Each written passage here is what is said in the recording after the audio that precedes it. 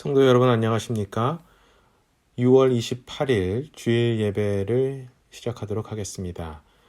오늘은 신명기 8장 1절부터 9절 말씀과 함께 다음 단계로 가기 전에 할 일이라는 제목으로 말씀을 전하도록 하겠습니다.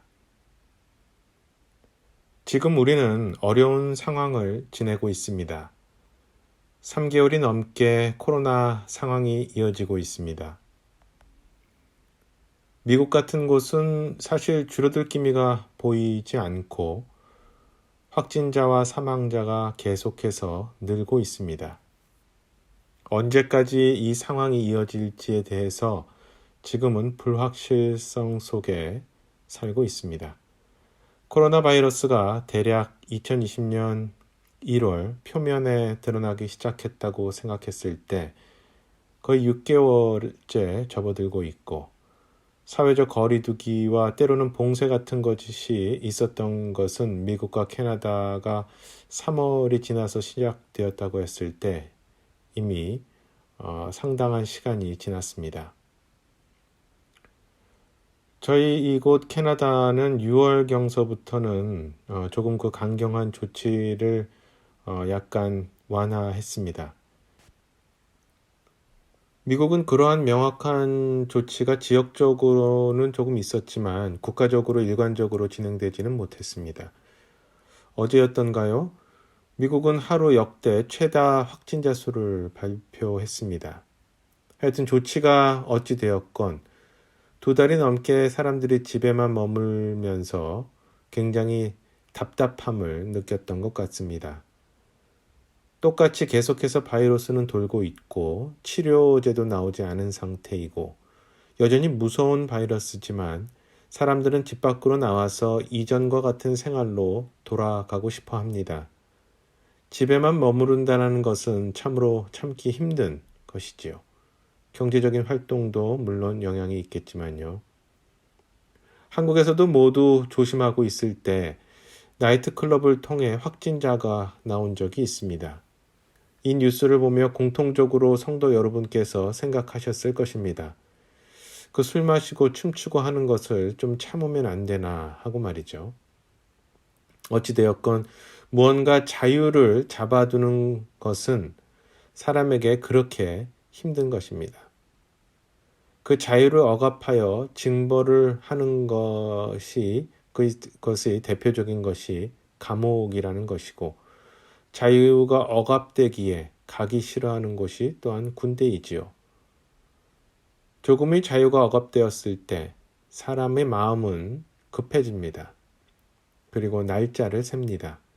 그것이 풀릴 날까지 말이죠. 이와는 다른 얘기지만 혹시 여러분 차이 분석 혹은 갭 분석, 영어로는 gap analysis라는 말을 들어보신 적이 있으신가요? 주로 회사 경영에서 사용하는 용어입니다. 회사의 현재 실적 그리고 현재 상황과 우리가 목표로 하는 실적을 비교하고 그 차이에 대해서 분석을 하는 것입니다. 왜 그 차이가 나는가를 분석해서 무엇이 문제인지를 정의하여 그 잘못된 것들 혹은 고쳐나갈 수 있는 것들을 개선해 나감으로써 목표치를 이루게 하는 경영 방법입니다. 이 갭 어널리시스를 분석해 보면 다양한 이유가 나옵니다. 시장 환경도 그렇겠고 인사제도, 재료 공급, 설비, 재정 등등 그 이유는 다양합니다. 그 중에서 우선순위와 가능한 개선을 분석하여서 실행에 옮기는 것이 중요한 어떤 그 실행적인 측면입니다. 그래서 목표로 한 것을 달성하게끔 하는 것이 그 목표인 것이죠. 모세의 인도에 의해서 이스라엘 민족이 출애굽을 한 다음에 1년이 좀 넘어서 그들이 목표로 하는 땅인 가나안에 12명의 정탐꾼을 보내고 그들이 그곳을 보고 돌아옵니다. 하나님께서 약속하신 땅이었지만 갈렙과 여호수아를 제외하고는 모두 가나안 사람들과 전쟁을 하면 안 된다고 주장을 했죠. 주님은 그때 갈렙과 여호수아를 제외한 그 당시 20세가 넘은 사람은 아무도 가나안 땅을 밟지 못할 것이라 이야기하십니다. 그리고 공식적으로 그 이후 바로 광야 생활이 시작됩니다. 이스라엘 민족이 출애굽을 할 때에는 생각도 하지 못했던 상황인 것이죠.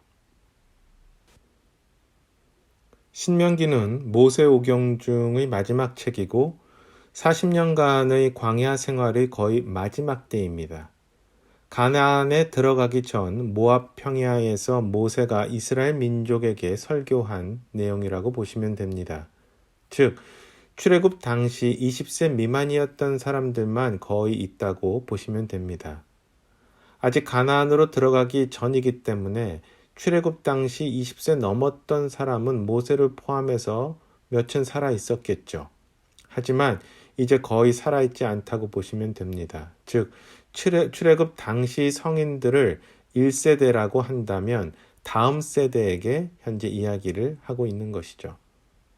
성인들은 대부분 60이 안 되었습니다만 그 긴 광야 생활을 지낸 사람들입니다. 모세는 이들에게, 이스라엘 민족에게 이야기를 하고 있는 것이죠.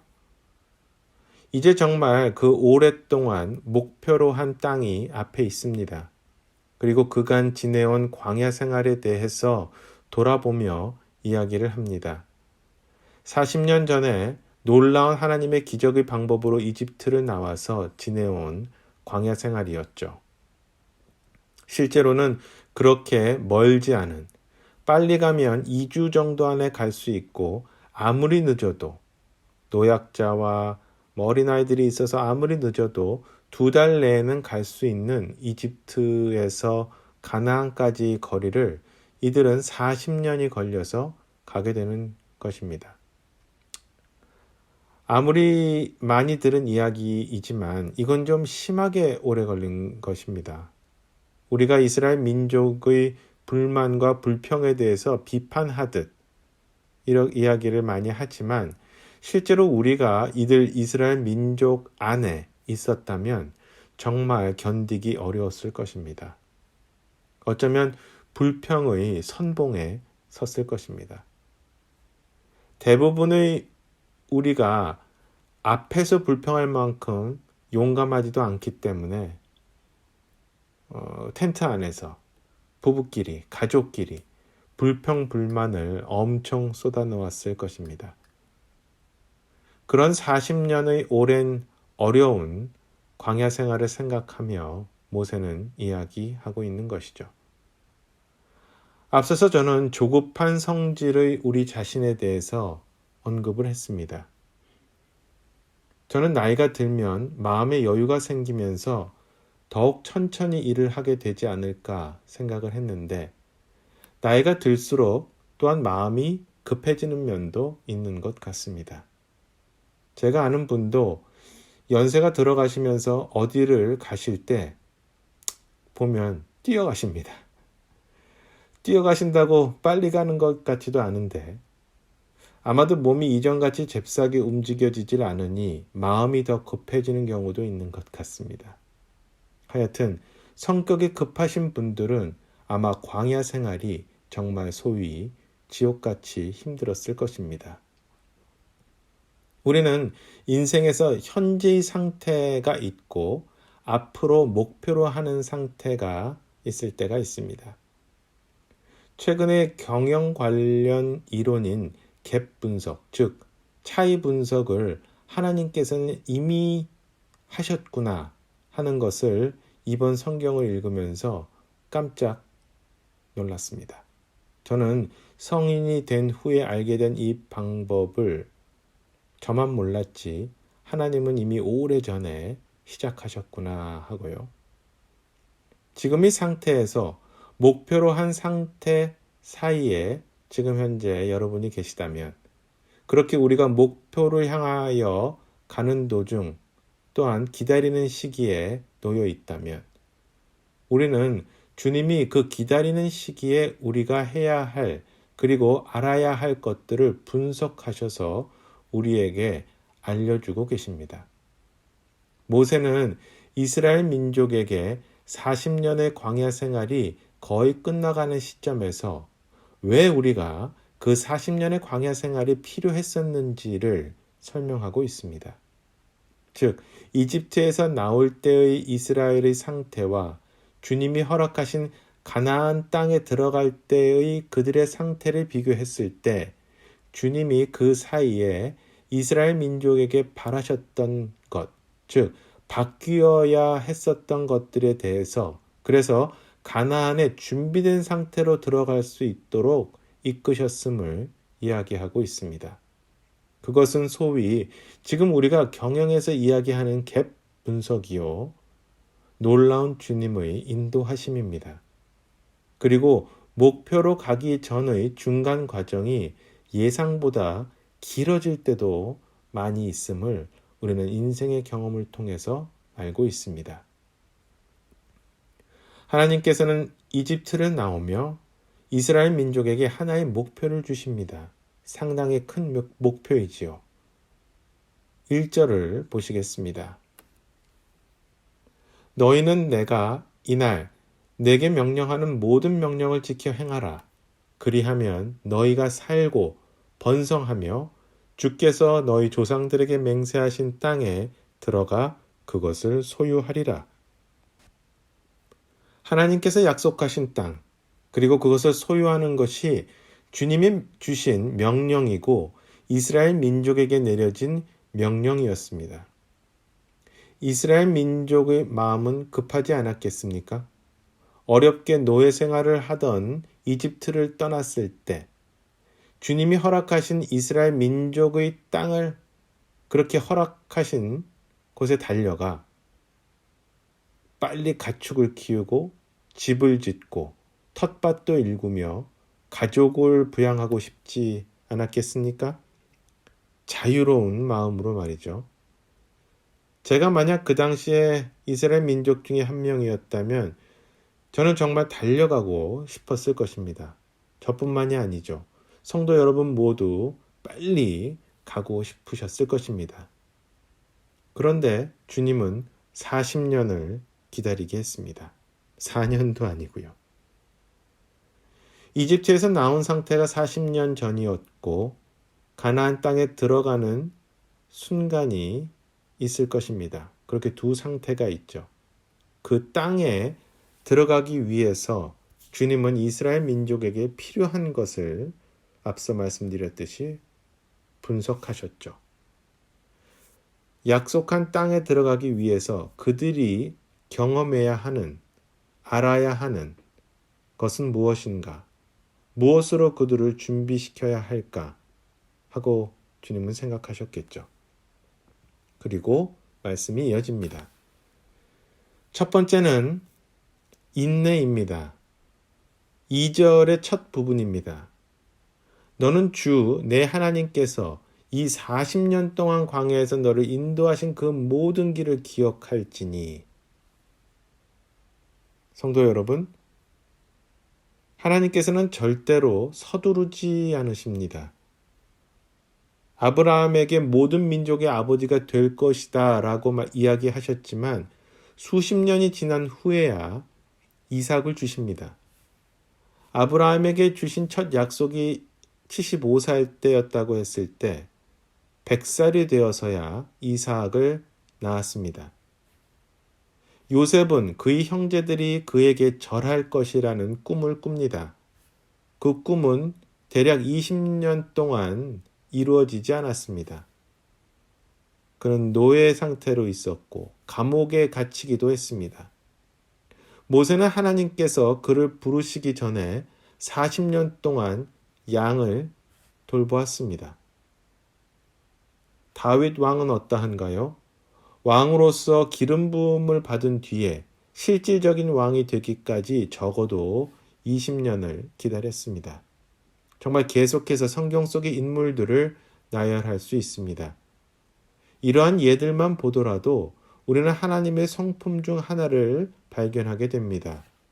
바로 인내 혹은 기다리심입니다. 의심 많고 믿음이 없는 세대가 가나안에 들어가지 못한다고 이집트에서 구해낸 이스라엘 민족에게 말씀하시고 그 당시 성인들이 죽을 때까지 40년을 기다리신 것이죠. 주님의 시계에는 서두름이 없습니다. 서두름은 우리 시계에만 있습니다. 어느 날 한 경제학자가 베드로후서 3장에 나와 있는 주님에게는 하루가 천년 같고 천년이 하루 같다라는 말씀을 읽고 기도를 하다가 하나님, 천년이 주님께는 1분 같다는 것이 사실입니까? 주님이 대답합니다. 그렇단다. 다시 그 경제학자가 묻습니다. 그렇다면 1000만 불이 주님께는 1달러 같으시겠네요. 하나님은 대답하십니다. 그렇단다. 그 경제학자는 또 묻습니다. 주님, 저에게 그럼 몇 달러만 주시겠습니까? 주님은 대답합니다. 물론이지. 몇 달러 줄 수 있지. 자, 그럼 1분만 기다려라. 우스갯얘기죠. 주님은 이 기다림을 통해 우리가 믿음의 본질에 들어가길 원하십니다. 기다림을 통해 무언가 얻기를 원하십니다. 주님은 우리가 서두르지 않길 원하십니다. 이 기다림을 통해 무엇인가를 얻기 원하신다. 그 무언가는 무엇일까요? 바로 2절에 또한 나와 있습니다. 두 번째, 기다리는 동안 주님은 그렇게 우리가 낮아지기를 원하십니다. 2절의 중간을 보시면 그분께서 너를 낮추시며 하고 말씀하십니다. 기다림에 대한 두 번째 우리의 반응은 낮아짐입니다. 낮아짐은 시험과 관계가 있습니다. 성공의 가도에서 사람이 낮아지는 것은 참으로 어렵습니다. 어려움은 사람을 낮추게 합니다.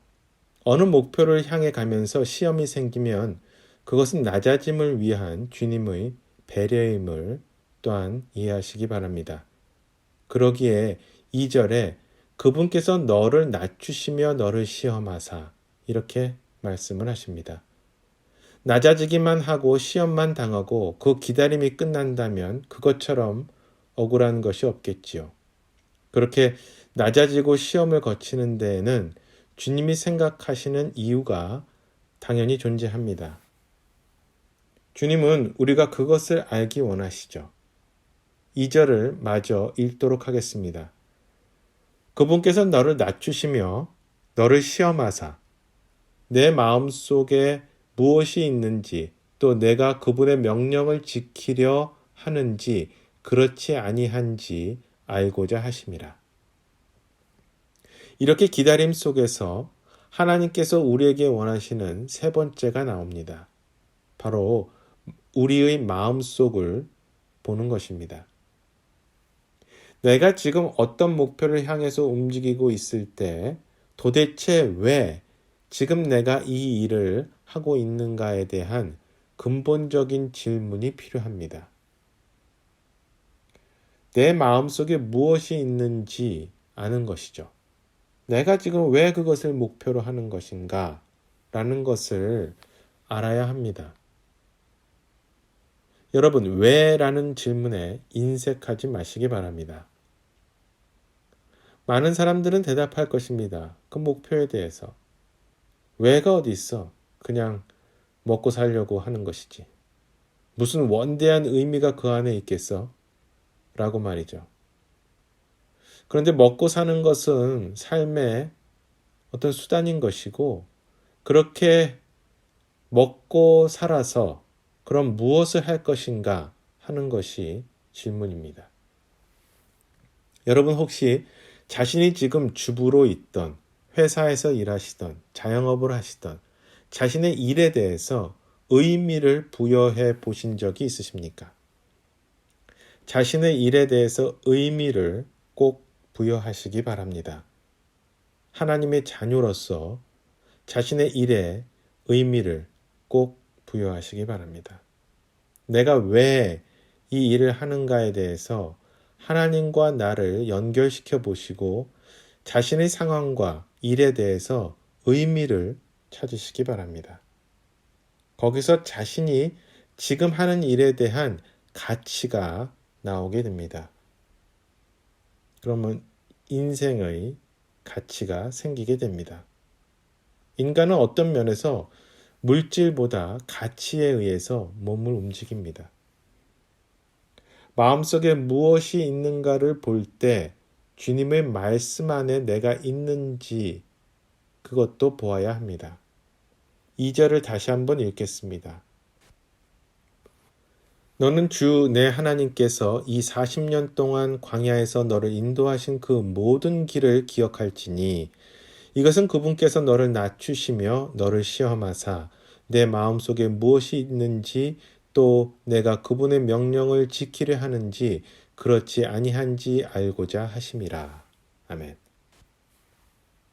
네 번째로 기다림 속에서 우리는 말씀에 대한 이해를 갖는 시간을 가져야 한다라는 것입니다.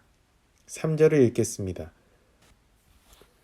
그분께서 너를 낮추시며 줄이게 하시고 또 너도 알지 못하며 내 조상들도 알지 못하던 만나를 내게 먹이신 것은 사람이 빵으로만 살지 아니하고 주의 입에서 나오는 모든 말씀으로 사는 줄을 내가 알게 하려 하심이니라.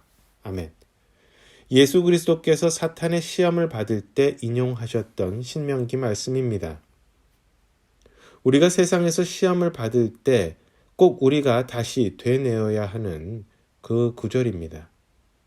이 응답은 물질적인 풍요를 제시하며 사탄이 시험을 할 때 예수께서 인용하신 구절입니다. 기다림 속에서 내가 하는 일에 대해 근본적인 왜? 라는 질문에 대한 이해가 생기면 거기에 의미가 그렇게 부여된다면 의미에 대한 확실한 백업, 즉 단단한 근거가 있어야 합니다. 그래야 내가 갖고 있는 시험 속에서 흔들리지 않게 되는 것이죠. 그것은 말씀에 의해서 그 근거가 제시되어야 하는 것입니다. 내가 왜 이 일을 하는가에 대하여 한 말씀을 붙들고 그 일을 시작했다면 그 말씀은 그 일을 진행하는 동안 흔들리지 않는 일의 근거가 됩니다. 5번째, 기다림과 인내의 시간 속에서 우리는 감사할 것을 기억해야 합니다. 4절을 읽겠습니다. 이 40년 동안 내가 입은 옷이 헤어지지 아니하였고 내 발이 붓지 아니하였느니라. 아멘. 우리가 목표를 향해 움직이고 있을 때 우리는 미래에 대한 꿈과 기대만을 갖고 있지 과거에 대한 감사의 시간을 잘 갖지 않습니다. 여러분, 인내의 기다림의 시간 속에서 우리는 감사를 주님께 드려야 하는 것이죠. 모세는 지난 40년 동안 주님이 해주신 그 은혜를 이야기합니다. 우리의 삶도 마찬가지이지요. 우리의 지난 날을 살펴보면 하나님께서 우리의 삶에 필요한 것들을 제공해 주시면서 우리의 삶을 이끌어 주셨습니다. 우리는 어떤 목표를 향해서 나아가며 기다리는 시간 속에서 주님께서 지금까지 나에게 해주신 것에 대한 감사를 잊지 말고 꼭 드려야 합니다. 6번째로 기다림과 인내의 시간 속에서 두려우신 주님을 깊이 생각해야 합니다. 5절을 읽겠습니다. 6절 함께 그리고 읽겠습니다. 또 너는 사람이 자기 아들을 징계하듯 주 내 하나님께서 너를 징계하심을 마음속 깊이 생각할지니라. 그러므로 너는 주 내 하나님의 명령들을 지켜 그분의 길들로 걷고 그분을 두려워할지니라. 아멘. 말씀의 여러 곳에서 주님을 두려워하는 것이 지혜의 시작이라고 말씀하십니다. 우리가 지혜롭게 산다라는 것은 사실 우리의 삶을 세상 안에서 영위하면서도 주님 보시기에 깨끗한 삶, 죄에서 멀리하는 삶을 사는 것일 것입니다. 구원받은 후에도 죄는 사실 주님에 대한 두려움보다 내 육신이 강할 때 일어납니다. 죄를 짓고 후회하고 회개하지만 죄를 짓는 순간에는 내 육신이 주님을 두려워하는 것을 이긴 것이죠. 기다리는 시간에도 그렇지만 목표를 달성해가는 중에도 목표를 달성한 후에도 주님을 두려워하는 것은 주님이 보시기에 지혜로운 일입니다. 주님을 정말 인생에서 두려워하시기 바랍니다. 7번째로 기다림과 인내의 시간 속에 우리가 가져야 할 것은 희망이요 소망입니다. 7절부터 9절까지 읽겠습니다. 주 내 하나님께서 좋은 땅으로 너를 데려가시는데 그곳은 물 시내가 있고 골짜기와 산에서 흘러나오는 샘과 깊은 곳이 있는 땅이요. 밀과 보리와 포도와 무화과 나무와 석류가 나는 땅이며 기름 올리브와 꿀이 나는 땅이니라. 또 그곳은 내가 먹을 빵이 부족하지 않은 땅이요. 내게 아무것도 모자라지 않을 땅이며 그 땅의 돌은 쇠요. 내가 그곳의 산에서 놋을 캐리라. 아멘. 희망은 두 가지가 있습니다. 내가 이렇게 목표의 달성에 대한 기대와 희망이 하나일 것입니다. 두 번째는 영원한 소망이요 희망인 예수 그리스도의 다시 오심과 영원한 본향으로 우리가 가는 것일 것입니다. 이 두 번째 소망을 강하게 갖고 있다면 첫 번째 기대와 희망은 부가적인 것으로 주님이 주시는 것입니다. 어려운 가운데 기다려야 할 때 그리스도인은 희망을 갖고 기다릴 수 있습니다. 그것은 두 번째 소망이 사실 있기 때문입니다. 어려운 시기를 희망을 갖고 소망을 갖고 기다릴 수 있는 사람은 사실 그리스도인밖에 없습니다. 17세기에 30년 전쟁이 있었을 당시 독일의 목회자 폴 게하르트와 그의 가족은 집을 떠나 피난을 가야 했습니다. 피난 가는 도중 작은 마을에서 어느 날 밤을 지내게 되었을 때 집도 없이 두려움에 사로잡힌 폴 목사님의 아내는 끝내 무너져 내려 절망 속에서 울음을 터뜨렸습니다. 정말 얼마나 힘이 들었겠습니까? 저는 상상도 못하겠습니다. 하여튼 위로를 해주고자 폴 목사님은 아내에게 성경 구절을 상기시키며 하나님께서 모든 것을 제공해 주시고 우리를 지켜주심을 이야기했습니다. 그리고는 무거운 마음에 그는 바깥으로 나왔습니다. 밖에서 홀로 거닐던 중 그 역시 무너져 내렸습니다. 그리고 울음을 터뜨렸습니다. 그는 인생에서 가장 어두운 시간을 보내고 있음을 느꼈습니다. 그렇게 울면서 기도하고 있을 때 폴 목사님은 마음속에서 무거운 짐이 거두어지고 주님의 임재 속에서 무언가 마음이 새롭게 됨을 느꼈습니다. 그는 무릎을 꿇고 기도를 하고 펜을 들어 글을 쓰기 시작합니다. 그의 글은 이렇습니다. 나의 두려움을 바람에 날리고 소망 가운데 절망을 없애네. 주님은 나의 한숨을 들으시고 나의 눈물을 세시네. 주님은 나의 얼굴을 들게 하시며 파도와 구름과 폭풍을 지나 주님은 부드럽게 나의 갈 길을 여시네. 주님의 시간을 기다려라. 흑암은 지나고 기쁨의 날이 오리라. 이 시는 찬송이 되어 많은 사람에게 어려움에 희망을 갖게 하는 그런 소망의 찬송이 됩니다. 하나님의 시간을 기다리는 것, 하나님의 시간을 소망을 갖고 기다리며 우리가 해야 할 일들을 우리는 지금 알아보았습니다. 그렇게 오늘 우리는 한 상태에서 다른 상태로 옮겨지는 그 사이에 우리가 해야 할 일들에 관하여 말씀을 나누었습니다. 인생에서는 그렇게 한 단계에서 다음 단계로 이동하는 그런 시간이 있습니다.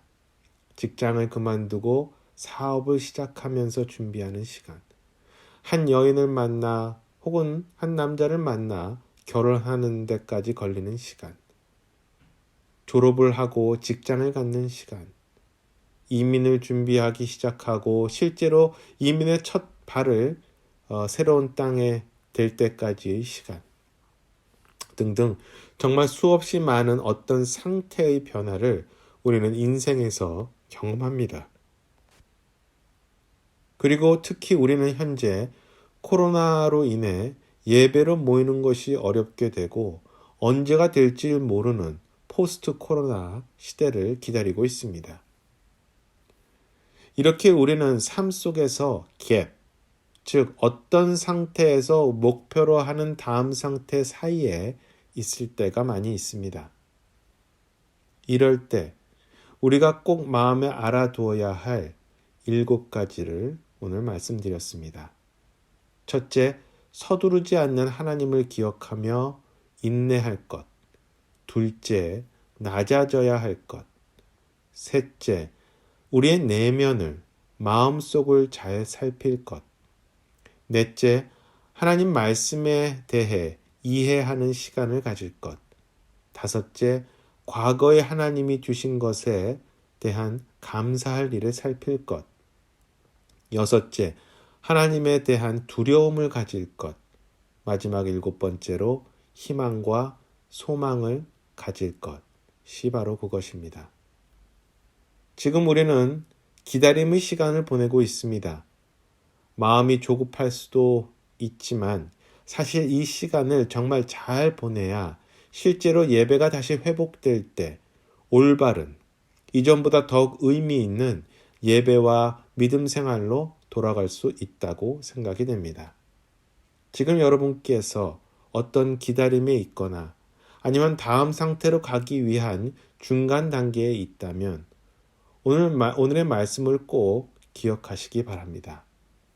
인내를 갖고 말이죠. 다 같이 기도하겠습니다. 참 좋으신 하나님 아버지, 저희가 어려운 시간을 통과하고 있습니다. 그렇지만 이 시기에 저희 마음을 조급하게 하지 않게 하시고 주님께서 인내하시고 또한 서두르지 않으셨듯이 우리가 인내함을 갖고 오늘 주님께서 주신 7가지의 그 말씀을 기억하길 원합니다.